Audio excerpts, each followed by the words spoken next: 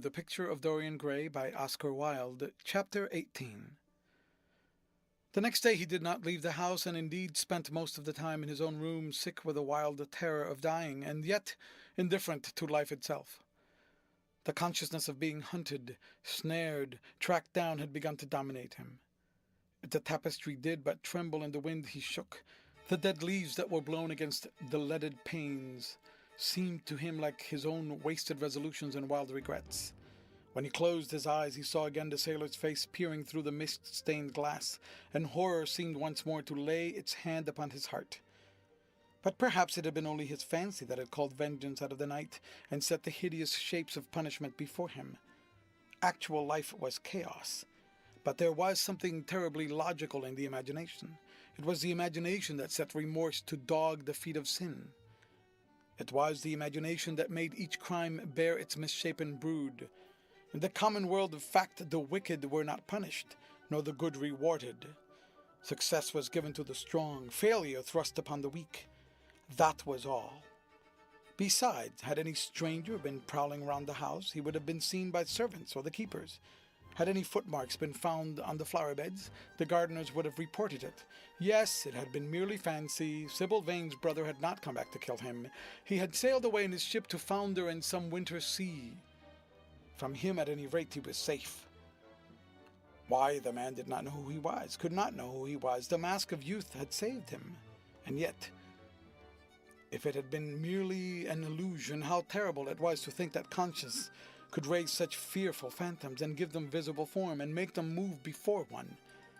What sort of life would his be if day and night shadows of his crime were to peer at him from silent corners, to mock him from secret places, to whisper in his ear as he sat at the feast, to wake him with icy fingers as he lay asleep?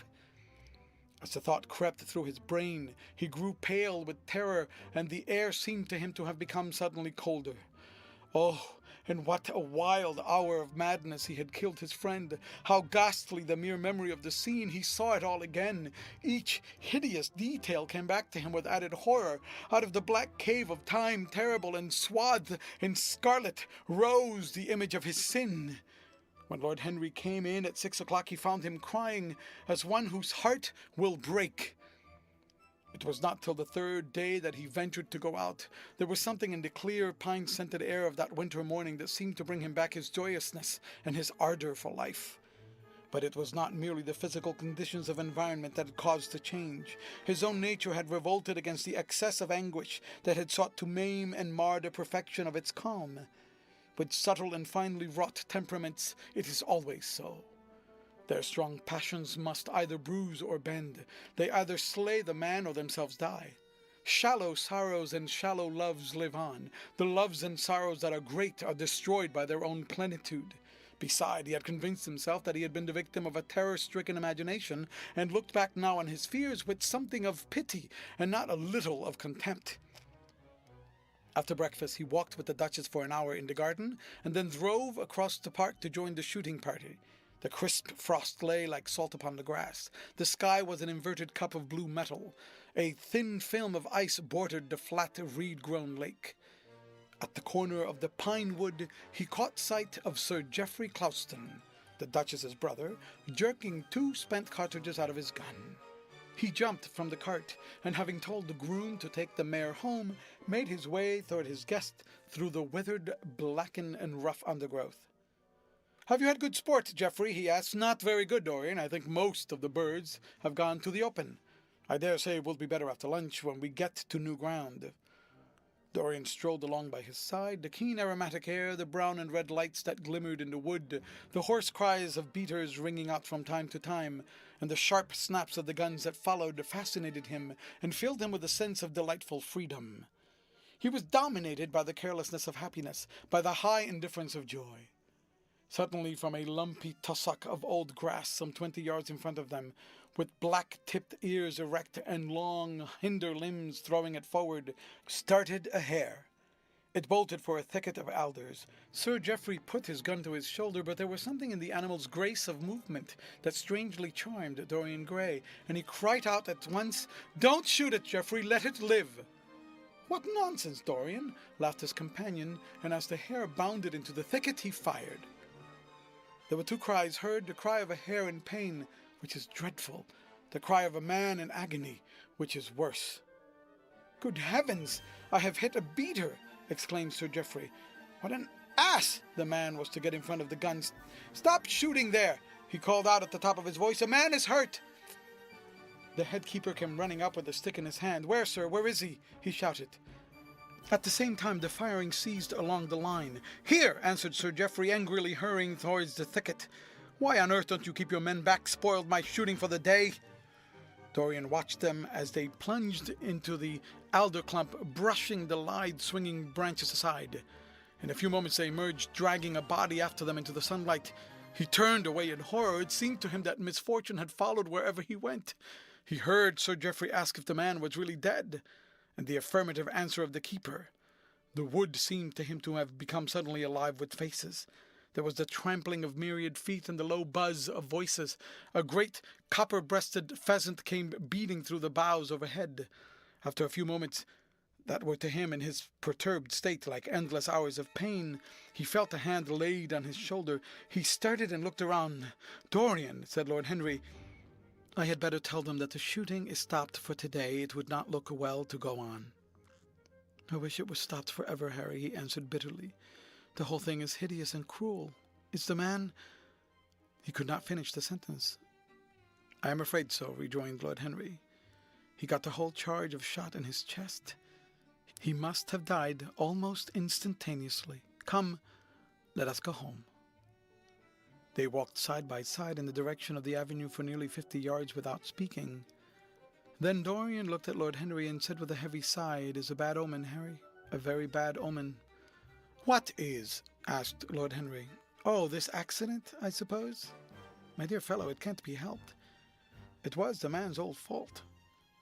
Why did he get in front of the guns? Besides, it is nothing to us. It is rather awkward for Geoffrey, of course. It does not do to pepper beaters. It makes people think that one is a wild shot, and Geoffrey is not. He shoots very straight. But there is no use talking about the matter." Dorian shook his head. "It is a bad omen, Harry. I feel as if something horrible were going to happen to some of us, to myself, perhaps." He added, passing his hand over his eyes with a gesture of pain. The elder man laughed. "The only horrible thing in the world is ennui, Dorian. That is the one sin for which there is no forgiveness. But we are not likely to suffer from it unless these fellows keep chattering about this thing at dinner. I must tell them that the subject is to be tabooed. As for omens, there's no such thing as an omen. Destiny does not send us heralds. She is too wise and too cruel for that. Besides, what on earth could happen to you, Dorian? You have everything in the world that a man can want. There is no one who would not be delighted to change places with you." "There is no one with whom I would not change places, Harry. Don't laugh like that. I am telling you the truth. The wretched peasant who has just died is better off than I am. I have no terror of death. It is the coming of death that terrifies me. Its monstrous wings seem to wheel in the laden air around me. Good heavens, don't you see a man moving behind the trees there, watching me, waiting for me?" Lord Henry looked in the direction in which the trembling gloved hand was pointing. "Yes," he said, smiling, "I see the gardener waiting for you. I suppose he wants to ask you what flowers you wish to have on the table tonight." "How absurdly nervous you are, my dear fellow. You must come and see my doctor when we get back to town." Dorian heaved a sigh of relief as he saw the gardener approaching. The man touched his hat, glanced for a moment at Lord Henry in a hesitating manner, and then produced a letter, which he handed to his master. "Her Grace told me to wait for an answer," he murmured. Dorian put the letter into his pocket. "Tell her Grace that I am coming in," he said coldly. The man turned round and went rapidly in the direction of the house. "How fond women are of doing dangerous things," laughed Lord Henry. "It is one of the qualities in them that I admire most. A woman will flirt with anybody in the world as long as other people are looking on." "How fond you are of saying dangerous things, Harry. In the present instance you are quite astray. I like the Duchess very much, but I don't love her. And the Duchess loves you very much, but she likes you less. So you are excellently matched. You are talking scandal, Harry, and there is never any basis for scandal." "The basis for every scandal is an immoral certainty," said Lord Henry, lighting a cigarette. "You would sacrifice anybody, Harry, for the sake of an epigram. The world goes to the altar of its own accord, was the answer. I wish I could love, cried Dorian Gray with a deep note of pathos in his voice. But I seem to have lost the passion and forgotten the desire. I am too much concentrated on myself. My own personality has become a burden to me. I want to escape, to go away, to forget. It was silly for me to come down here at all. I think I shall send a wire to Harvey to have the yacht got ready. On a yacht, one is safe. Safe from what, Dorian? You are in some trouble. Why not tell me what it is? You know I would help you. I can't tell you, Harry, he answered sadly, and I dare say it is only a fancy of mine. This unfortunate accident has upset me. I have a horrible presentiment that something of the kind may happen to me. What nonsense! I hope it is, but I can't help feeling it. Ah, here's the Duchess, looking like Artemis in a tailor-made gown. You see, we have come back, Duchess. I have heard all about it, Mr. Gray, she answered. Poor Geoffrey is terribly upset, and it seems that you asked him not to shoot the hare. How curious. Yes, it was very curious. I don't know what made me say it. Some whim, I suppose. It looked like the loveliest of little live things, but I am sorry that they told you about the man. It is a hideous subject. It is an annoying subject, broke in Lord Henry. It has no psychological value at all. Now, if Geoffrey had done the thing on purpose, how interesting he would be. I should like to know someone who had committed a real murder. How horrid of you, Harry, cried the Duchess. Isn't it, Mr. Gray? Harry, Mr. Gray is ill again. He is going to faint. Dorian threw himself with an effort and smiled. It is nothing, Duchess, he murmured. My nerves are dreadfully out of order, that is all. I am afraid I've walked too far this morning. I didn't hear what Harry said. Was it very bad? You must tell me some other time. I think I must go and lie down. You will excuse me, won't you? They had reached the great flight of steps that led from the conservatory onto the terrace. As the glass door closed behind Dorian, Lord Henry turned and looked at the Duchess with his slumberous eyes. Are you very much in love with him? He asked. She did not answer for some time, but stood gazing at the landscape. I wish I knew, she said at last. He shook his head. Knowledge would be fatal. It is the uncertainty that charms one. A mist makes things wonderful. One may lose one's way. All ways end at the same point, my dear Gladys. And what is that? Delusion. It was my debut in life, she sighed. It came to you crowned. I am tired of strawberry leaves. They become you. Only in public. You would miss them, said Lord Henry. I will not part with a petal. Monmouth has ears. Old age is dull of hearing. Has he ever been jealous? I wish he had been. He glanced about as if in search of something. What are you looking for? She inquired. The button from your foil, he answered. You have dropped it. She laughed. I still have the mask. It makes your eyes lovelier, was his reply. She laughed again. Her teeth showed like white seeds in a scarlet fruit. Upstairs in his own room, Dorian Gray was lying on a sofa with terror in every tingling fibre of his body. Life had suddenly become too hideous a burden for him to bear. The dreadful death of the unlucky beater shot in the thicket. Like a wild animal had seemed to him a prefigured death for himself also. He had nearly swooned at what Lord Henry had said, in a chance mood of cynical jesting. At 5 o'clock he rang his bell for his servant and gave him orders to pack his things for the night express to town, and to have the Broughton at the door by 8:30. He was determined not to sleep another night at Selby Royal. It was an ill-omened place. Death walked there in the sunlight. The grass of the forest had been spotted with blood. Then he wrote a note to Lord Henry telling him that he was going up to town to consult his doctor and asking him to entertain his guests in his absence. As he was putting it into the envelope, a knock came to the door, and his valet informed him that the head keeper wished to see him.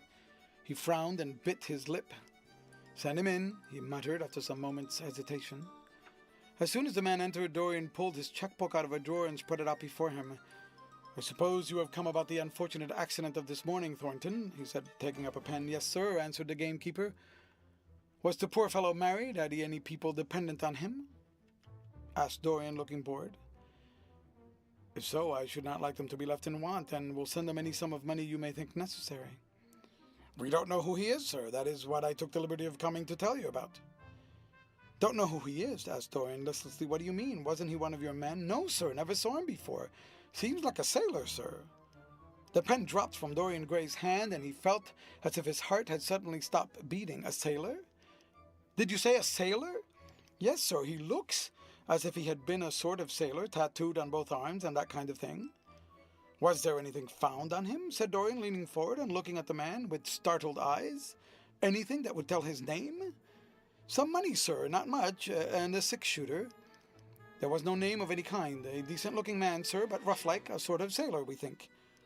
Dorian started to his feet. A terrible hope fluttered past him. He clutched at it madly. Where is the body? He exclaimed. Quick, I must see it at once. It is in an empty stable at the home farm, sir. The folk don't like to have that sort of thing in their houses. They say a corpse brings bad luck. The home farm. Go there at once and meet me. Tell one of your grooms to bring my horse round. No, never mind. I'll go to the stables myself. It will save time. In less than a quarter of an hour, Dorian Gray was galloping down the long avenue as hard as he could go. The trees seemed to sweep past him in spectral procession, and wild shadows to fling themselves across his path. Once the mare swerved at a white gate-post and nearly threw him. He lashed her across the neck with his crop. She cleft the dusky air like an arrow. The stones flew from her hoofs. At last he reached the home farm. Two men were loitering in the yard. He leaped from the saddle and threw the reins to one of them. In the farther stable a light was glimmering. Something seemed to tell him that the body was there, and he hurried to the door and put his hand upon the latch. There he paused for a moment, feeling that he was on the brink of a discovery that would either make or mar his life. Then he thrust the door open and entered. On a heap of sacking in the far corner was lying the dead body of a man, dressed in the coarse shirt and pair of blue trousers.